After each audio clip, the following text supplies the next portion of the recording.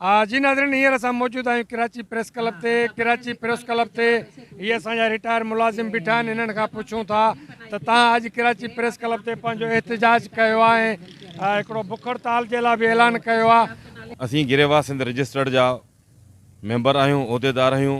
पूरी सिंध में असांजी तंज़ीम आहे government retired employees welfare association registered Sindh, जेका पंहिंजे मुतालबनि जी मञता लाइ अॼु ॿिए ॾींहं जी हड़ताल में आहे। अॼु असां 3 ऐं सुभाणे 7 तारीख़ ताईं असां बुख हड़ताल ते वेंदासीं, छो त असांजो ग्रुप इंश्योरेंस ऐं मैनुअल फंड जेके असांजे पघारनि मां कटिया विया आहिनि ऐं असांजो उन्हनि सां एग्रीमेंट थियल आहे त तव्हांखे असां रिटायरमेंट में ॾींदासूं, जंहिंजी कड़ी इहा आहे त बलूचिस्तान गवर्नमेंट पंहिंजे रिटायर्ड मुलाज़िमनि खे ॾेई चुकी आहे, KPK गवर्नमेंट पंहिंजे रिटायर्ड मुलाज़िमनि खे ॾेई चुकी आहे, फेडरल गवर्नमेंट ऐं पंजाब गवर्नमेंट ॾियण में तमामु वेझो आहे ऐं उनजो प्रोसेस ऑलमोस्ट कंप्लीट थी वियो आहे। पर असांखे असांजी गवर्नमेंट ऑफ सिंध कैटेगरिकली असांखे रिफ्यूज़ करे छॾियो आहे त तव्हांखे असां न ॾींदासीं, मरो त तव्हांखे पोइ ॾियूं। उहो मरो बि रिटायरमेंट खां पोइ 65 साल, यानी कि 60 साल तव्हांजी उमिरि थिए, 5 सालनि जे अंदरि तव्हां मरो त तव्हांखे ॾियूं। जेकॾहिं 65 साल जी उमिरि में बि तव्हां कोन था मरो त तव्हांखे असां पैसा कोन ॾींदासूं, जंहिंजे करे असां बुख हड़ताल ते आहियूं। 2 दफ़ा अॻु में बि असां रेड ज़ोन में दाख़िल थी विया आहियूं। फाइनेंस डिपार्टमेंट जे सेक्रेटरी सां असांजूं मुलाक़ातूं थियूं आहिनि, उन्हनि असांखे लॉलीपॉप खाराए करे भॼाए छॾियो आहे। पर हीअ असांजो उन जी कड़ी आहे। हिन दफ़े असां बुख हड़ताल ते वेठा आहियूं ऐं जीअं वरी गवर्नमेंट जी फॉर्मेशन थींदी त हिन गवर्नमेंट ते असांजो हीअ अॼु ऐलान असां वञूं था पिया त असांजा मुतालबात मञिया वञनि। सिंध जा जेतिरा बि डिपार्टमेंट्स आहिनि उनजी असां क़यादत कयूं था।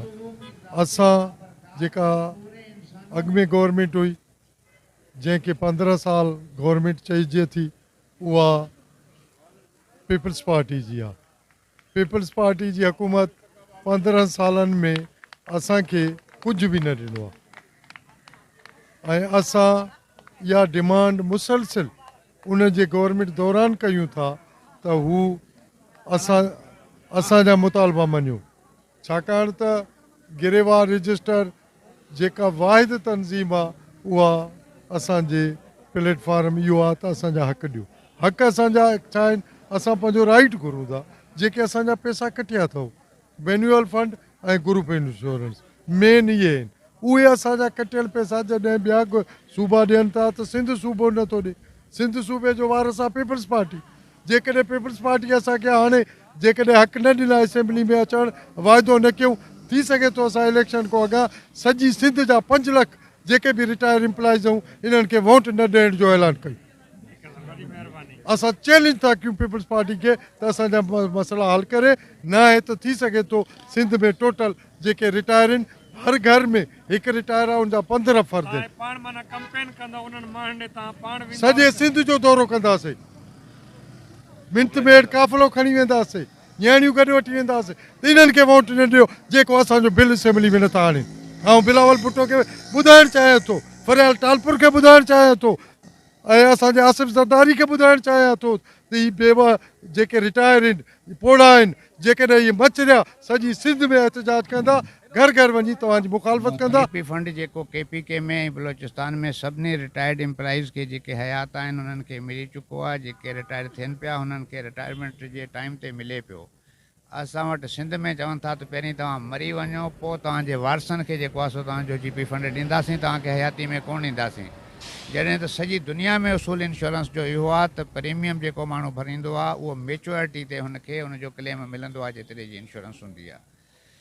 असांजी हर ग्रेड जी अलॻि अलॻि अमाउंट आहे जंहिंजी असांजी इंश्योरेंस थियल आहे ऐं असां 40 साल पंहिंजी सैलरी मां हर महीने प्रीमियम कटरायो आहे।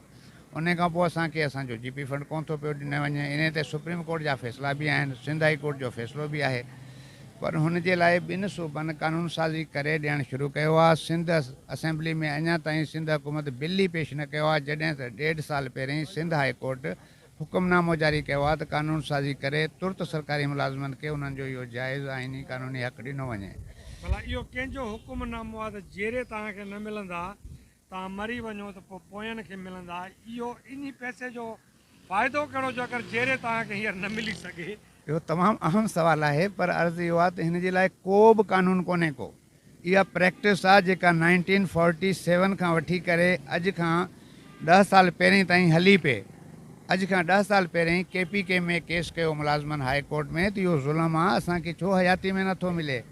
असांजे कहिड़े कम जो पैसा असांजा कटिया विया आहिनि पोइ कहिड़े कम जा त पोइ लाहौर हाई कोर्ट फ़ैसिलो ॾिनो जंहिंजे ख़िलाफ़ उतां जी गवर्नमेंट सुप्रीम कोर्ट में आई वरी सुप्रीम कोर्ट फ़ैसिलो ॾिनो त न इहो हिननि जो जाइज़ हक़ आहे।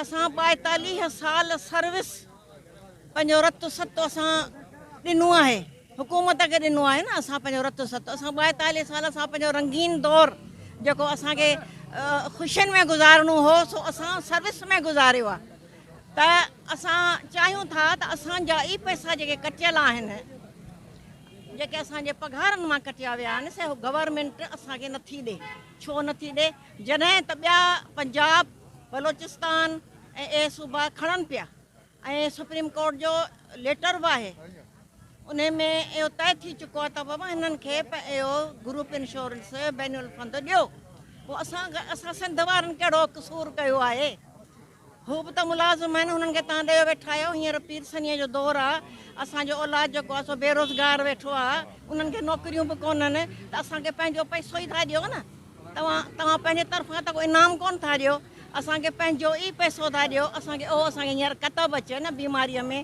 सीमारीअ में शादीअ में मुरादीअ में ॿिया कमनि कारनि में